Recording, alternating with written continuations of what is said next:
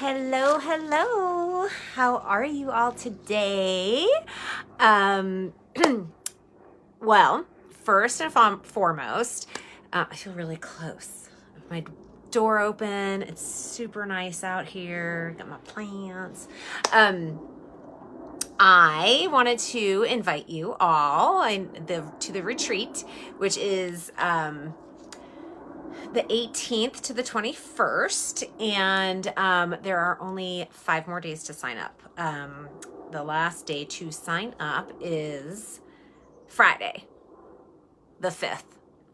And it's going to be awesome. It's very intimate. I only have space for 8, and there are just a few more spots left. And we're going to be doing past life regression stuff. We're going to be doing yummy meditations. We're going to be eating delicious food. There's going to be lots of time to relax and be in nature. I've got some teachings on like soul purpose and soul mapping and like why, like on a soul level, you are contracting with specific people in your life.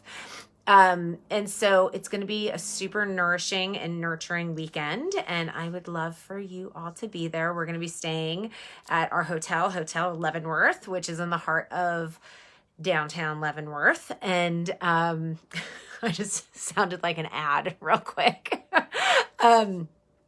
Which is going to be awesome. And the weather is supposed to be, well, I don't know if it's supposed to be great, but the mountains in the spring is nothing short of fabulous. So if you have any questions, just DM me and I'd be happy to share more. I could hop on a call with you, all good stuff. I also have a payment plan available. So I hope to see you there.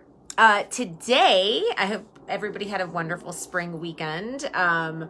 We had, I think there was probably about 15 or 17 of us over here yesterday for Easter, and I like to celebrate spring and have good food and be amongst people I love. So I hope you all had a wonderful weekend, and I'd love to hear about what you guys did. And I'm going to get started. We are talking today, I'm going to make it short and sweet. It's all about brain science and change. I'm all things spiritual, but I love having science. I love science too. So I'm going to dork out a little bit on brain science today. So as you all know, hi, Kate. We are all heroes or heroines on our own journey. And through this journey, there are trials and tribulations. And the number one thing when the hero or heroine gets that call to adventure, that change is going to happen, whether they like it or not. They don't just hop on the path and be like, sweet, change, I got this. That is not what happens. In fact, quite the opposite happens. The number one thing that the hero or heroine does is resist the call because nobody likes change. Our brains don't like it. We don't like it. Survival mechanisms, all the things. Okay. But I wanted to share a little bit about the brain science behind change. And so we have a ton of different parts of our brain, as you all know, but there are 2 specific types that I wanted to talk about in specifics related to change and fear. Okay. So we have our prefrontal cortex. That is like where I am right now. I am talking to you. It's my personality. It's my social behaviors. It's my thinking, my decision making. It is my conscious mind. It's also in charge of your personality. And so it's kind of like, your everyday life and how you present to the world. Okay. And then we have our amygdala, which is that reptilian brain. It is the oldest part of our brain. And it is basically in charge of fear, the fight, flight, freeze, and fawn response. And here's the thing. Both are necessary in change. But what happens is you can't have both of those parts of your mind or your brain working at the same time. and so I remember, like when my kids were little, there was like this thing where it's just like, okay, here's the brain. And then when it starts to get activated, then like you're in fight or flight response, but you want to kind of chill that out from happening. And so it's like, you want to kind of be like, okay, they're going into the yellow zone and then they're going to be red, but we want to kind of keep it in red or green or yellow. And so what they can't work simultaneously is the point. And so when your amygdala takes over, you again are in that survival primal brain. I have, and you guys could laugh at me, I don't really care, but I started watching Naked and Afraid. I had no idea what it was about, and Rob started to watch it, and I was like, is he watching Naked and Afraid? And so I started to watch it with him, and it's actually really, really good. And it's total, it's like a survivalist show, and they're like full on naked, and they're out like in the jungle, or like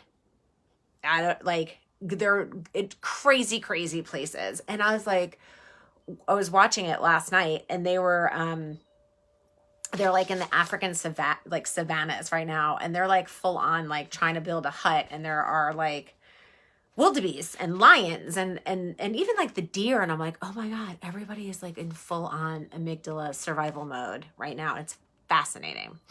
So, but when you are, I'm going to have a cat that's about to jump on my lap. When you're in that survival mode, you can't function, right? It's like you think that you're getting chased by a tiger. And so you have to take steps to work your way out of it. And one of the things I always tell my clients is like, if you're in fight, flight, or fawn mode, which is your parasympathetic nervous system, you want to drink ice water because your body gets hot. You get like stuttered or stammered speech, like maybe your pits start to sweat, like whatever it is, but you want to cool your body down because you can't talk yourself out of the fear, because that part of your brain has taken over. And so you want to work physiologically. And so you want to drink ice water, use ice packs, anything to bring your body temperature down. And then once your body temperature comes down, then what happens is that you start to shift out of your amygdala back into your prefrontal cortex, where you're like a functioning human in society again. And then from there, you want to take baby steps to move through whatever that change is. I also like to give the analogy of, hi, Boops. Now my dog's in here. Like being in a swimming pool, right? And if you're about to embark on change, which I always say is like a way better time to make any changes in your life is now. It's springtime when everything is in change and everything is blossoming again. Nobody wants to do new changes in the dead of winter, January 1st. Not going to happen. Well, I mean, it happens, but like go with the natural rhythms of of life, of the planet, of nature. So, a little love fest going on here. So if you're about to embark on change, right, you don't want to just dive into the deep end of the pool and make all these like big changes in your life, because then you're going to dive in. It's going to be too much change. You're going to get out and you're going to be like, screw that. It's too much change. I am not getting back in this pool because it's freezing and I don't want to do it. And so the key again is that baby step. So you want to go over to the low end of the pool, dip your toe in, hang out on that first step, see if it's cool. Is it cool? Yeah, it's all right. I could go to the next step. How's this with the change? How you doing? And so you want to take baby steps so your amygdala doesn't get activated. And that is the key. So if you take these baby steps into that lower end, the low end of the pool, eventually you're like waist deep in change and your amygdala hasn't been activated. And that is pretty awesome in my book.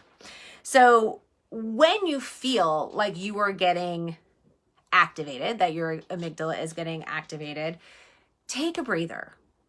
Just take a breather, go stare out the window, knit, do a crossword puzzle, drink some water, take these little baby steps that you can take so that you could get back into the executive functioning part of your brain.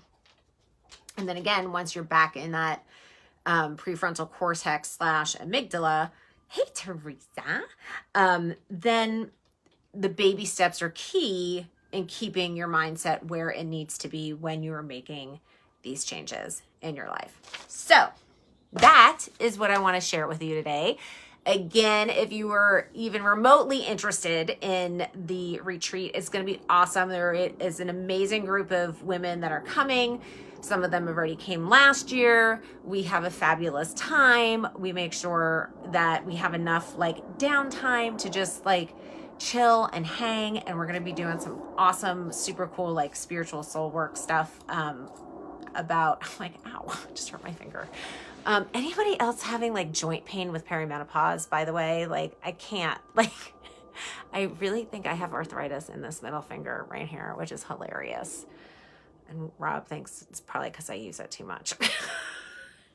Anyway, April 18th to the 21st, we start in the evening of the 18th, like around, I don't know, after dinner. So it gives people enough time to get out to Leavenworth. And then we just do a check-in and an introduction, and I do a little grounding meditation. And then all the good stuff is on Friday and Saturday. I am getting a hold of the yoga center there, so we could do some yoga.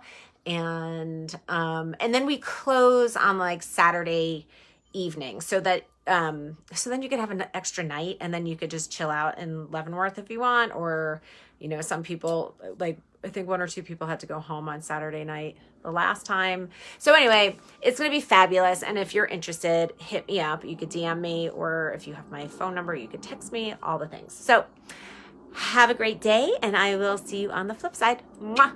Bye.